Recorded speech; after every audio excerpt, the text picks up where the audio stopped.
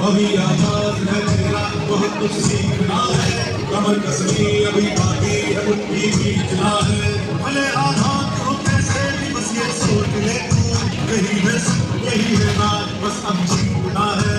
लिखूंगा नहीं तकदीर अपने हाथ से मैं, घरों में छूट के इस जुल्म को तोड़ के रख, कसौटी बनती है हौसलों को तोड़ के रख, तोड़ना है तुझे मुकाबलों को तोड़ के रख, कसौटी बनती है हौसलों को तोड़ के रख। बातचीत होगी। आपने करगिल की लड़ाई का नाम सुना होगा, सुना है कि नहीं सुना? 1999 2.5 महीने तक की लड़ाई चली और बड़ी जबरदस्त लड़ाई थी। उसमें दुश्मन ने टाइगर हिल नाम की चोटी पर जो है कब्जा कर लिया था, जो 17,000 फीट की ऊंचाई पर थी, और दुश्मन से उसे वापस लेने के लिए कमांडो फोर्स का गठन किया गया। और उस कमांडो फोर्स में 19 वर्ष का नवयुवक योद्धा था, वो भी उस टीम का जो है हिस्सा था। जबरदस्त लड़ाई हुई। भारतीय सेना सेवानिवृत्त अधिकारी हैं जिन्हें कारगिल युद्ध के दौरान 4 जुलाई के लिए उच्चतम भारतीय सैन्य सम्मान परमवीर चक्र से सम्मानित किया गया। मात्र 19 वर्ष की आयु में परमवीर चक्र प्राप्त करने वाले ग्रेनेडियर यादव सबसे कम उम्र के सैनिक हैं जिन्हें यह सम्मान प्राप्त हुआ। कैप्टन योगेंद्र सिंह यादव का जन्म 10 मई 1980 को उत्तर प्रदेश के बुलंदशहर जिले के औरंगाबाद अहिर गांव में एक फौजी परिवार में हुआ था। उनके पिता रामकरण सिंह यादव ने 1965 से 1971 के भारत पाकिस्तान युद्धों में भाग लेकर कुमाऊं रेजिमेंट में सेवा की थी। पिता से 1962 भारत चीन युद्ध और 1965 और 1971 के भारत पाकिस्तान युद्ध की कहानियां सुनकर बड़े हुए दोनों भाई भारतीय सेना में भर्ती हुए। इनके बड़े भाई जितेंद्र सिंह यादव भी सेना की ईएमई शाखा में हैं। यादव 16 साल और 5 महीने की उम्र में ही भारतीय सेना में शामिल हो गए थे। ग्रेनेडियर यादव 18 ग्रेनेडियर्स के साथ कार्यरत कमांडो प्लाटून घातक का हिस्सा थे, जो 4 जुलाई 1999 के शुरुआती घंटों में टाइगर हिल पर 3 सामरिक बंकरों पर कब्जा करने के लिए नामित की गई थी। बंकर एक ऊर्ध्वाधर बर्फ से ढके हुए 1000 फुट ऊंची चट्टान के शीर्ष पर स्थित थे। यादव स्वेच्छा से चट्टान पर चढ़ गए और भविष्य में आवश्यकता की संभावना के चलते रस्सियों को स्थापित किया। आधे रास्ते में एक दुश्मन बंकर में मशीन गन और रॉकेट फायर खोल दी, जिसमें प्लाटून कमांडर और 2 अन्य शहीद हो गए। अपने गले और कंधे में 3 गोलियां लगने के बावजूद यादव शेष 60 फीट चढ़ गए और शीर्ष पर पहुंचे। गंभीर रूप से घायल होने के बावजूद वो पहले बंकर में घुस गए और एक ग्रेनेड से 4 पाकिस्तानी सैनिकों को मार गए और दुश्मन को स्तब्ध कर दिया, जिससे बाकी प्लाटून को चट्टान पर चढ़ने का मौका मिला। उसके बाद यादव ने अपने 2 साथी सैनिकों के साथ दूसरे बंकर पर हमला किया और हाथ से हाथ की लड़ाई में 4 पाकिस्तानी सैनिकों को मार गिराया और प्लाटून टाइगर हिल पर काबिज होने में सफल रही। जान की बाजी लगाकर दुश्मन की 17 गोलियां झेलकर भी अदम्य साहस का परिचय देते हुए कारगिल युद्ध में सामरिक टाइगर हिल चोटी फतेह करने में अनुकरणीय भूमिका के कारण भारत के राष्ट्रपति द्वारा परमवीर चक्र का सम्मान दिया गया। कैप्टन योगेंद्र सिंह यादव परमवीर चक्र पाने वाले देश के सबसे युवा सैनिक हैं। कैप्टन योगेंद्र सिंह यादव को टाइगर हिल का टाइगर कहा जाता है। वो कौन बनेगा करोड़पति शो में अमिताभ बच्चन के विशेष आमंत्रण पर अपने साथी परमवीर चक्र विजेता सूबेदार संजय कुमार के साथ शामिल हुए और जीती गई पूरी धनराशि आर्मी वेलफेयर फंड में दान कर दिया।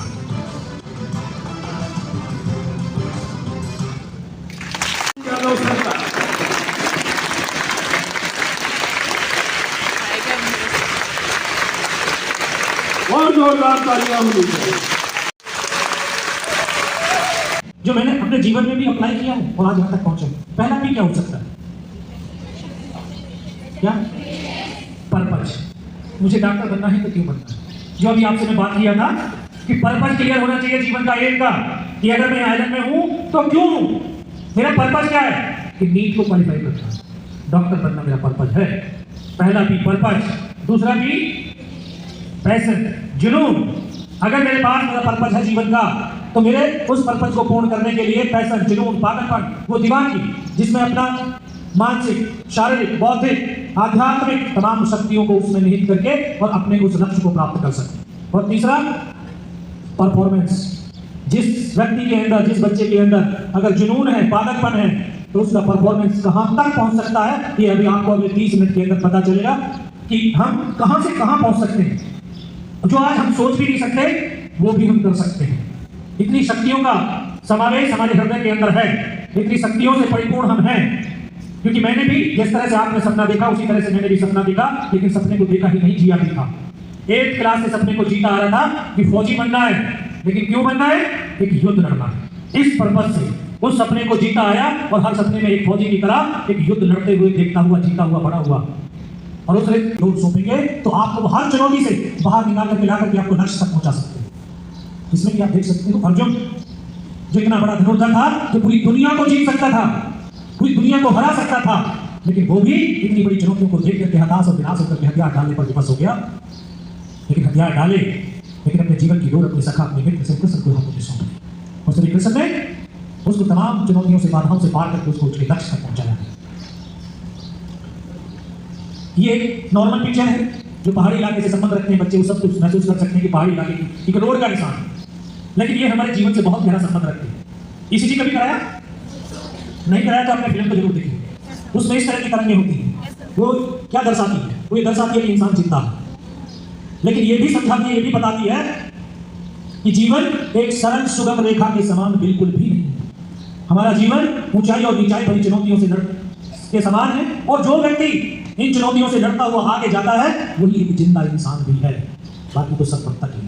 तो ये रोड, ये हमारे जीवन से, क्योंकि हमारा जीवन ऐसे सीधा नहीं है, घुमावदार है, ऊंचाई और नीचाइयों को पार करने वाला जीवन।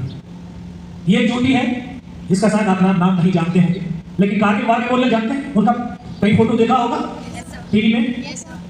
वो कारगिल वार मेमोरियल इसी पहाड़ी की तलहटी में बना हुआ है, और इस पहाड़ी का नाम टोलोलिंग टॉप है। इस पहाड़ी पर हमने 22 दिन तक युद्ध लड़ा था, और 22 दिन के दौरान 26 मई को भारतीय वायुसेना के फाइटर पहाड़ियों के ऊपर बम्बारमेंट करने के लिए आए, और 28 मई को मुझे आज भी वो पल याद है कि शाम का वक्त था, 3 हेलीकॉप्टर फायर करने के लिए आए, इन्होंने फायर किया और इस तरह से जैसे ही अपने देश की तरफ टर्न हुए, ये लास्ट वाला हेलीकॉप्टर जिसको पाकिस्तान की फौज ने गाइडेड मिसाइल के द्वारा वहीं पर गिरा दिया, तो ये चलता हुआ हेलीकॉप्टर तुरंत नीचे पहाड़ी की तलहटी में आ गया। 22 दिन तक इस पहाड़ी पर लड़ते हुए, संघर्ष करते हुए हमने अपने 2 ऑफिसर, 2 जूनियर कमीशन ऑफिसर और 21 जवानों को खोया है। तब जाकर के 12 जून 1999 को इस पहाड़ी पर पहली सफलता के रूप में हिंदुस्तान की सेना ने तिरंगे को फहराया। इस पहाड़ी को जानते हैं? ये पहाड़ी टाइगर है। ये द्रास सेक्टर की सबसे ऊंची चोटी, जिसकी ऊंचाई लगभग 17,000 फीट, जिस पर बर्फ ही बर्फ और ऑक्सीजन की मात्रा बहुत कम थी। इस पहाड़ी को पुनः प्राप्त करने के लिए एक विशेष दस्ते का पुनर्गठन किया गया, जिसको सिविल भाषा के अंदर कमांडो टीम कहते हैं और फौजी भाषा के अंदर घातक प्लाटून कहते हैं। मैं नौजवान साथियों आपको बताना चाहता हूं और कहना भी चाहता हूं कि व्यक्ति की पहचान किसी औहदे या रैंक से नहीं होती है, व्यक्ति की पहचान उसकी कर्म से होती है, उसके कार्य से होती है। जो आज मुझे बड़ी विस्मित भरी निगाहों से आप देख रहे हैं कि कोई बड़ा शक्तिशाली व्यक्ति आकर के हमारे सामने खड़ा हो गया, मैं कोई शक्तिशाली व्यक्ति नहीं हूं। मैं एक किसान का बेटा हूं, खेती करके यहां तक पहुंचा।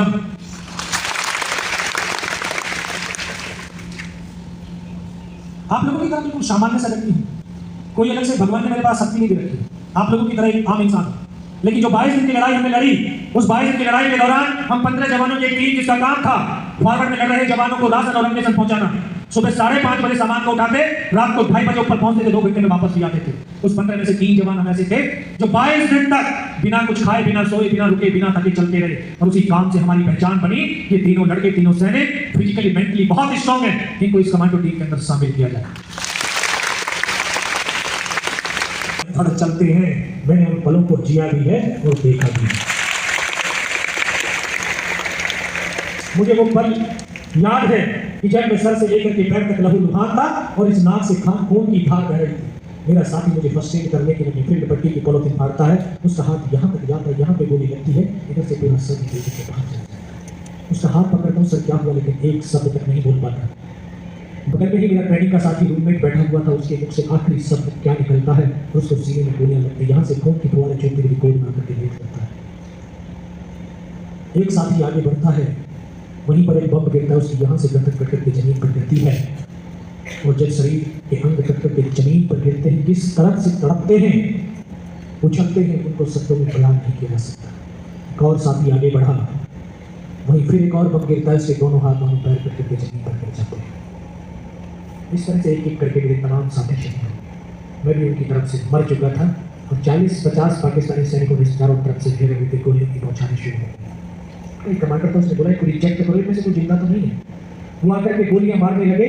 जब शरीरों में गोलियां धंस रही थी तो बॉडी ऐसे उछलती थी ऊपर की तरफ, सामने वाले को मारा, बगल वाले को मारा। मैं भी इस तरह से पड़ा था, फर्स्ट फ्लोर से यहाँ पे गोली मारी, फिर पैर में 2 जगह पे गोलियां मारी। मैं देख रहा हूँ कि धुआं निकल रहा है, लेकिन सोने की पीड़ा को चुपचाप बड़ा सहता रहा।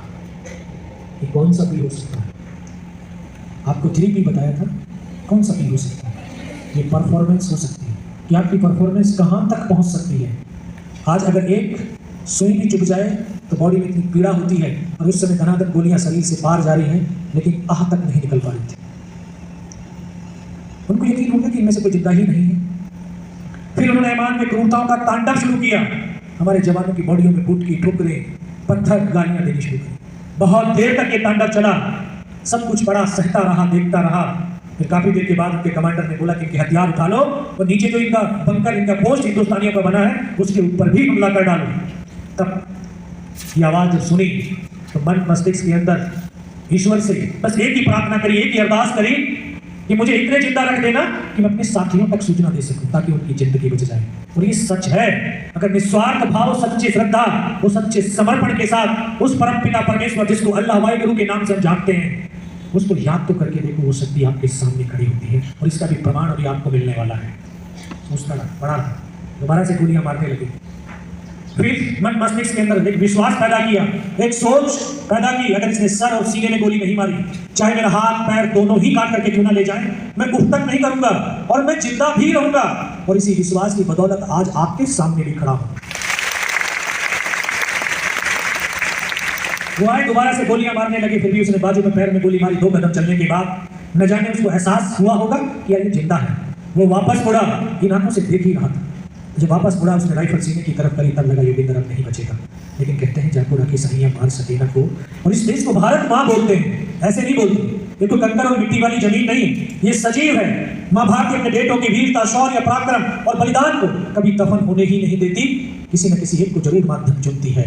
शायद इस माँ भारती ने मुझे वो माध्यम चुना होगा कि उसके बेटों ने जो वीरता, शौर्य, पराक्रम दिखाते जो बलिदान दिया है, उसको दुनिया तक पहुंचा सके। तभी तो उसने जब गोली चलाई तो यहाँ पर पर्स रखा था, पूरी पैंट फट गई थी चलते चलते। उस पर्स में भी कुछ 5-5 रुपए के सिक्के पड़े हुए थे। शायद माँ भारती ने वो इकट्ठे कर दिए होंगे। जब गोली चली तो जाकर से सिक्कों पर टकराई और कुछ उस गोली के धक्के से, पावर से मुझे लगा यार मैं तो मर गया। पाकिस्तान का दूसरा जवान आया होगा, उसने मेरा हथियार उठा करके जैसे जा रहा था होगा, उसका पैर मेरे पैर से टकराया तो मुझे एकदम से चेतना आई। मुझे लगा मैं तो जिंदा हूँ। तब एक अंतर मन से आवाज आई, योगेश अभी तक नहीं मरा तो अब मरेगा भी नहीं। मेरे पास एक हैंड ग्रेनेड बचा हुआ था। मैंने तुरंत अपने हैंड ग्रेनेड को निकाला, उसके पेन निकाल करके उसके ऊपर इस तरह से फेंक दिया तो कोट के अंदर हुड लगे हुए थे। वो ग्रेनेड उसके हुड के अंदर ही गिरा और जब तक वो ग्रेनेड को निकाल पाता, ग्रेनेड फट गया। उसका यहाँ से पूरा सर उड़ा और वो हमारे ऊपर आकर के इस तरह से गिर गया। हमारे पास में भी एक हैंड ग्रेनेड है ना? है नहीं, ये स्मार्टफोन ये भी हैंड ग्रेनेड है। जो फौज का हैंड ग्रेनेड है उसको नंबर 36 बोलते हैं, क्योंकि जब वो फटता है तो उसके 36 टुकड़े होते हैं। और जो हमारे पास ये स्मार्टफोन हैंड ग्रेनेड है, और जब ये भी फटता है तो हमारी जिंदगी को 360 डिग्री पर घुमा करके खड़ा कर देता है। फिर हमको ये पता नहीं चलता कि हम करें तो करें क्या। अगर हम इस जो आपके पास हैंड ग्रेनेड है इसको सही से इस्तेमाल करें, और ये हमारा पूरी दुनिया भारत के ऊपर फख्र करती है कि भारत युवाओं का राष्ट्र है, क्योंकि इस देश के अंदर 65% आबादी युवाओं की है। लेकिन दुर्भाग्य ये कि इसमें से 80% को ये पता नहीं कि सूरज कितने बजे निकलता है, क्योंकि हमने जीवन शैली को इतना बदल दिया है। रात को 1:30 से 2 बजे तक कोई पढ़ाई में मस्त है तो कोई मोबाइल में मस्त है। हो गया था, सीज़फायर हो गया था, और आज हम 26 जुलाई को कारगिल विजय दिवस के रूप में मनाते हैं। मुझे भी वहाँ से दिल्ली बेस हॉस्पिटल रेफर कर दिया और 16 महीने हॉस्पिटल में रहा। उसके बाद फिर वापस भारतीय सेना में गया और 25 साल भारतीय सेना में सेवा करके 31 दिसंबर 2021 को सेवानिवृत्त हुआ हूँ, लेकिन अपने कर्तव्य और दायित्व से निवृत्त नहीं हुआ। ये तमाम वेपन जो वहां से रिकवर किए गए, इस लड़ाई के दौरान हमारी यूनिट के, हमारी पलटन के 2 ऑफिसर, 2 जूनियर कमीशन ऑफिसर और 30 जवानों ने शहादत दी। और पूरे कारगिल युद्ध के दौरान मां भारती के 527 बेटों ने इस देश के लिए अपने प्राणों की आहुति दी है। ये नहीं पूछोगे कि हमारे तो 527 शहीद हुए, लेकिन उनके कितने मारे? 6,500।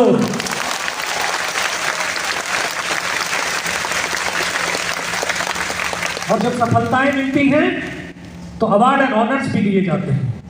तो हमारी यूनिट को 1 परमवीर चक्र, 2 महावीर चक्र, 6 वीर चक्र, 1 युद्ध सेवा मेडल, 16 सेना मेडल और इन तमाम अवार्डों से अलंकृत किया गया था। आपको भी ये अवार्ड एंड ऑनर मिलेंगे। आप उसी राह पर आगे बढ़ रहे हैं। जब कभी जीवन के अंदर कोई सक्सेस होगी, आपकी कोई ऑपरेशन सक्सेस होंगे, आपके जो है आपका ट्रीटमेंट इतना सक्सेस होगा, तो आपको भी अवार्ड एंड ऑनर से सम्मानित किया जाएगा। और आप जो अभी अवार्ड एंड ऑनर आप देने जा रहे हैं, अभी तो अपने पेरेंट्स को देने जा रहे हैं। जिस दिन आप डॉक्टर की वर्दी में अपनी मम्मी और पापा के पास पहुंचोगे ना, मम्मी तो आंसू, उनके तो आंखों से आंसू आएंगे, वो खुशी के आंसू होंगे। और पिता कॉलर को पकड़ के सिर्फ गर्व महसूस करेगा, ये मेरी बेटी है।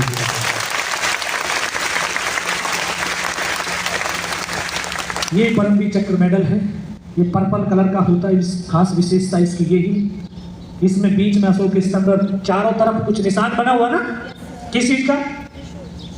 ये वज्र का निशान। वज्र किसका हथियार है? इंद्र का। और किसने, कैसे बना है? दधीची की हड्डियों से बना हुआ है। तो ये मेडल दर्शाता है, बताता है कि युद्ध के मैदान में जो त्याग, वीरता, शौर्य, पराक्रम की पराकाष्ठा को प्राप्त करते हुए दुश्मनों का सर्वनाश करते हैं, उन्हीं को ये मेडल दिया जाता है। ये महावीर चक्र, ये वीर चक्र मेडल है। ये हमारे उस समय के कमांडिंग ऑफिसर थे, इनको युद्ध सेवा मेडल से सम्मानित किया गया। ये सेना मेडल, और ये मां भारती के वो सपूत बेटे जिन्होंने जीवन की हर सांस को और लहू की हर बूंद को हमारे लिए और इस देश के लिए कुर्बान किया है। तो सब तक नमन करते हैं। युवाओं का राष्ट्र फिर कहा, ये युवाओं की शक्ति कहां तक? क्योंकि ये जो एज है ना, अवस्था है, ये किसकी है? ऊर्जा, एनर्जी, भावनाओं, संवेदनाओं से भरी हुई है। तो आपने देखा कि ये ऊर्जा से कितनी हमारी बड़ी परफॉर्मेंस कहां तक पहुंच सकती है और हम क्या क्या सहन भी कर सकते हैं। कर सकते हैं कि नहीं? आपकी उम्र का ही रहा था, मैं शायद थोड़ा सा बड़ा होगा, आपकी अवस्था का ही था। तो आपकी अवस्था विराम देता हूं कि आज ये मोटिवेशन नहीं किया मैंने। मोटिवेशन तो आपको यूट्यूब पे बहुत मिले। ये क्या हुआ? मोटिवेशन हुआ, क्या हुआ? ट्रांसफॉर्मिंग। अगर हुआ है, हुआ है कि नहीं? जबरदस्ती नहीं। सर पूछिए, 2 लाइन कह देता हूं आपकी तरफ से कि ये सांसों के तराने हिंद का नवगान गाएगा, हमारा शौर्य ध्वज लेकर। इसका, इस हिंदुस्तान के युवाओं का हमारा शौर्य ध्वज लेकर वो चंद्रयान गाएगा। हमारे प्राण माता भारती के पक्ष समर्पित हैं। हमारे लहू का हर कतरा हिंदुस्तान गाएगा, हिंदुस्तान गाएगा, हिंदुस्तान गाएगा। जय हिंद, जय भारत।